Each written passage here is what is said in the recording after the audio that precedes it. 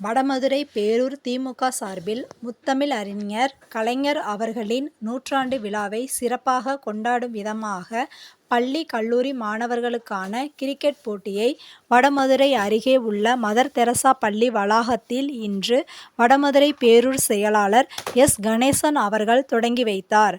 மாவட்ட தொண்டரணி துணை அமைப்பாளர் பாரதிதாசன், மதர் தெரசா பள்ளி தாளாளர் திரு ஆரோக்கியசாமி, மோர்பட்டி ஊராட்சி தலைவர் சிவசக்தி, துணைத் தலைவர் சிக்கண்ணன், 2வது வார்டு உறுப்பினர் சுப்பிரமணி, 10வது வார்டு செயலாளர் கண்ணன், குணசேகரன், மோர்பட்டி சிவக்குமார், கொல்லப்பட்டி காலனி கிளை செயலாளர் ரமேஷ் என்ற ராஜா, நிகழ்ச்சி ஏற்பாட்டாளர்கள் உடற்கல்வி ஆசிரியர் அருண் ஜெயசீலன், கொல்லப்பட்டி காலனி திமுக ராஜா அசினா ஆகியோர் கலந்து கொண்டனர். வடமதுரை வாய்ஸ் சேனலுக்காக எஸ் நித்யா.